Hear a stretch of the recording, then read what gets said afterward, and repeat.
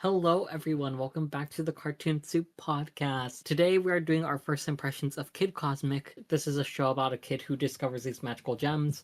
Not Steven Universe. Let's just get started. Okay, episode 1. Kid, our main character, finds a spaceship holding these magical gems that give him superpowers. He teams up with a diner worker named Joe in order to defeat the aliens who are after the gems, but they are warned that more aliens are coming after the gems, and so they prepare for that. The music at the beginning of this episode was something I ended up really enjoying. It's just a good old time. I think the guitars really did it for me. It felt nice. I really like the teenager side character Joe that's introduced in this episode. Teenager characters who are like annoyed at the world can be annoying, but I feel like she had a fast enough character arc that I ended up really liking her in the end. I also related to her hating her retail job because when I worked retail, I absolutely wanted to die and I hated every second of it. So, you know, Mal, what do you think about her? She's kind of mean, but not mean enough, I think, for you. Okay. I have pigeonholed myself so hard. The fact that a character is kind of mean and you're like, "Do you like her?" But Um, okay, but I asked you if you liked her, but I specifically said I don't think she's mean enough for you. mhm, mhm, mhm. It's still a major factor. I think she was fine. Okay. That's what I assumed. I assumed you wouldn't go ride or die for her because she wasn't. I mean, she was kind of cunty, but not cunty enough. You know? Okay, for clarification, ride or die, just like off the top of my head, Catra. Okay. Okay. I don't know how to explain this, but the line art used in this show, to outline the characters really spoke to me. The outlines felt, I wouldn't say they felt edgy. They felt like kind of messy. Like most line art is very clear, or I guess how do I explain line art? The line art in this show used to outline the characters didn't feel as smooth as most line art. It felt a bit rough and like it had an artistic feel to me. Like a lot of line art in animated shows are very smooth, and I just liked how this one was a bit more rough and like it felt sketchy at some points, but not entirely. But I'm not gonna describing art. That's the best way I can describe it. I just liked it. I've never played the Portal games before, but the way Joe shot out portals kind of felt like the way it's done in the Portal games from the videos I've seen. Maybe I'm reading too much into it, but like that's the vibes I got. So I absolutely adored this art style. And just the general vibe of the show, it felt nostalgic. I think it's because it reminds me of the animated short films I'd watch on YouTube as a kid. So the alien was actually, did you ever watch Chalk Zone as a kid? No, Oh. I feel like I don't even think they look that similar, but for some reason I kept thinking of Chalk Zone while I was watching this. I mean I haven't watched it, so I don't know, but you go off. So the alien was flipping through kid's alien comic book and was like, wrong, wrong, wrong, wrong. I love the idea of a supernatural, or in this case, an alien, uh, seeing a stereotype of their kind in human media and being like, what the fuck is this? Also, the alien is gay, right?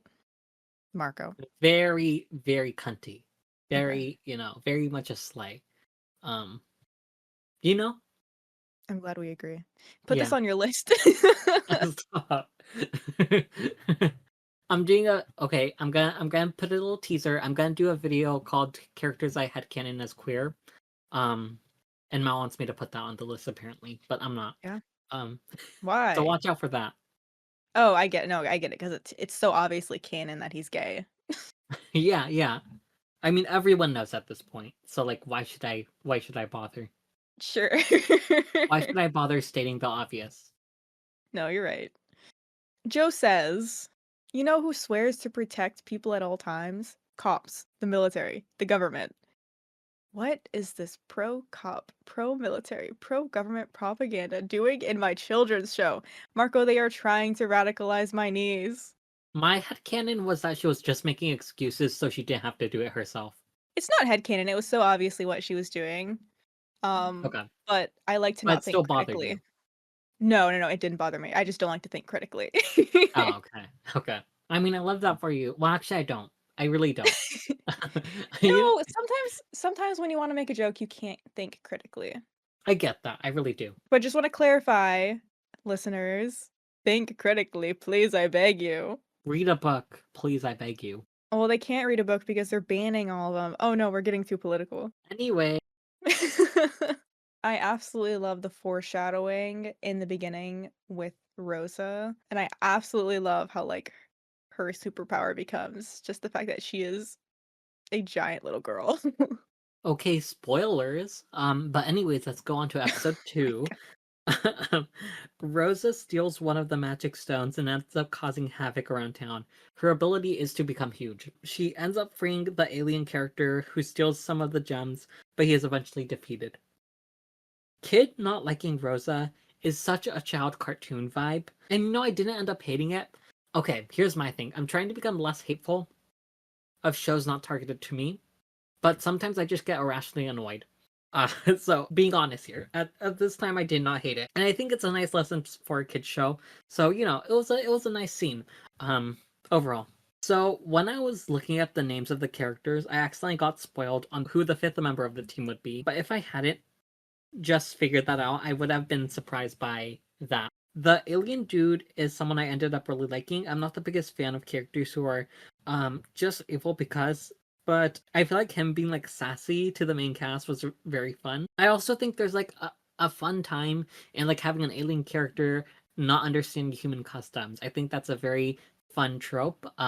Yeah, so overall, I really do like him as a character. So when Joe is teleporting, she teleports to the town center and does this annoying noise she always does that goes like or something like that. I can't do it. And I love how someone just responds by saying, "Tell me about it." That was out of nowhere, but I really liked it. I was absolutely heartbroken over Joe's mom having her dishware broken. A little racist if you ask me. Stop! No, no, Black women deserve the world. you know what? You're Um, so right. I know I am. Yeah, And lesbians are always right, you guys. You've heard it here first. lesbians are always right. Don't even get me started on black lesbians. They're the final boss of being right. So speaking of racism, I don't mean to sound racist, but you were right. Kid was really annoying and like acting like a kid when he was being mean to Rosa. My thing is, I wouldn't view him as annoying if he was a person of color. And I think that's problematic of me. You know what? Here's the thing. I feel like that's the same way white people would be if Kid was not white in the very beginning. They would definitely have been less mad at him if he was white. You know? You're right, they'd call him ghetto. Yeah. So I get it. I get it. I really do. You gotta turn the tables on them. Also, I love how the alien is just there now. And he's pretty chill with it. Like, whenever a kid comes by him, he just immediately starts antagonizing him instead of being like, "Get me out of here, you twit." So Papa G says, "If I had a nickel for every time I've heard that, I'd have a dime." That is a big kid version of the "if I had two nickels" meme, and I like it. I really feel like I can possibly use this in real life. Also, for the first time in my life, I heard someone correctly and unironically use the phrase, "she's just a baby." Like hearing that in like being properly used was crazy to me. We're in the era of baby girl and like I can't say stuff. It feels No, keep embarrassing just to going. say Keep it. going. No, no, I'm listen, I can't say that stuff like I am not I feel like that would be mean. I was gonna say I'm not a child, but I feel like there's a lot of adults who say that stuff too, so I'm just not gonna go there. And no, you did not hear me say that. So Astro was baby girl, yeah, and that's a pet. That's a cat. but don't people I feel like people ironically use it more than unironically. I guess that's correct. But I don't know. Sometimes I hear them say it serious. Like there's this one YouTuber I watch who would always call this like beefy man from like a video game series baby girl, and I'm like, listen, I really like your videos, but like I need you to stop. Anyways, we need to move on. Well, can I just add one last thing? I can I be s- I f- I you know what I'm over? I am over straight men ironically having cute little pet names for other men And the joke low key still being like, haha, gay funny. Oh my god, I get that. But that's it. That's my think piece. No, I agree with that, but we need to move on. I don't want alienate. I don't want to alien. Well, actually, I do want to alienate. I do actually want What to the fuck are you alienate. talking about? No, we want Oh gay my god. people over here. Yeah, exactly. I do want to alienate some of y'all. But like, anyways, episode 3. Kid falls for a trap that the alien made. But the team is luckily rescued by the cat who can see the future. There's a scene where the cat slowly walks down the road, and I just know that scene was only added to fill up time for the episode. Like, it seems like it had no real purpose otherwise. It was just used for filler. I don't hate the scene though. I find it kind of funny that it was there, but I just find it so interesting that so many TV shows have to have a specific time for their episode.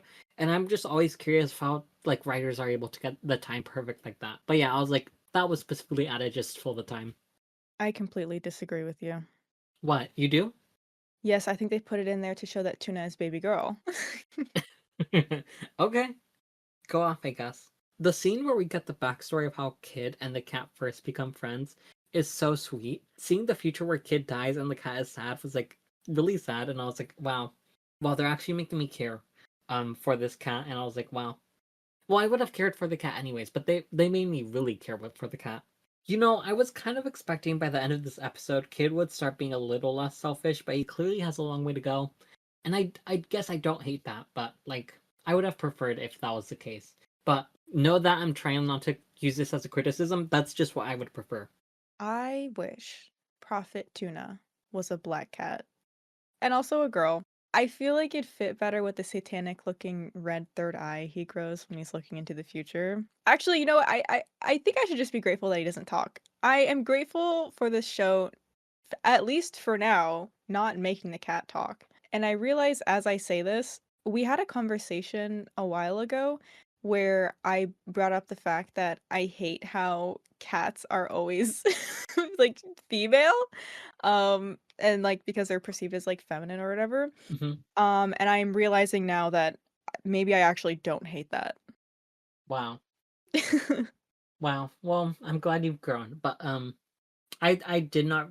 I completely forgot that a lot of kid shows have cats talk or like animals talk, and I'm like, I'm so grateful now that you mentioned it because like I would have been so annoyed if the cat talked.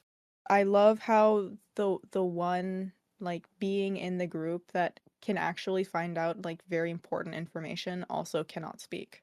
It would definitely cause problems for the team, which would make good writing. So yeah, I agree with you. Tuna gets mad at Carla and starts tapping her boot like he was hitting her. That was such cat behavior. That was also just so cute because like he was obviously angry and he was like trying to hit her. But it's a fucking boot. And I just imagine my cat. Sometimes she'll want me to scratch her, so I'll start scratching her. And very lightly she'll just start like tapping my arm to like make me stop. And it just reminded me of that. She controls when you pet her. Yeah, obviously. That makes sense. You gotta be careful when you pet animals. So overall, I thought this was a really good show. It is something that I do want to continue. And here's the thing, it's on Netflix, which means it's more accessible to me because my family pays for Netflix, meaning I don't have to waste my own money just to watch a TV show. So you know, it'll be an easier thing for me to actually watch instead of like shows that aren't on Netflix. Yeah, I thought this was like a sweet show. I thought like all the characters were nice. Even though Kid was a bit immature, I like felt like I didn't hate him as much as I usually would. And like I think the way they handled his character growth was really nice as well. And I do really like Joe and the alien as well. I think this is an overall strong cast, and I'm excited to see where this goes in the future. And that's it. So, okay. Love the art style, love the general vibe, love a superhero story. Now, I understand Kid is the main character and he's a kid and has a lot of growing up and learning, and having him grow up and learn can help any kid who's watching this. He was so annoying. And this is frustrating for me because I love the rest of the characters and the art and the story, but again, Kid is so annoying. That being said, this is a cartoon I can definitely watch like an episode a week, especially if I can get my niece to watch it with me. Anyway, I'm telling my niece that this is the Green Lantern Corps. I love that for you though. Thank you. Okay, anyways, you guys, that's our thoughts on Kid Cosmic. Social medias are in the description. Don't let your brains become soup. Goodbye.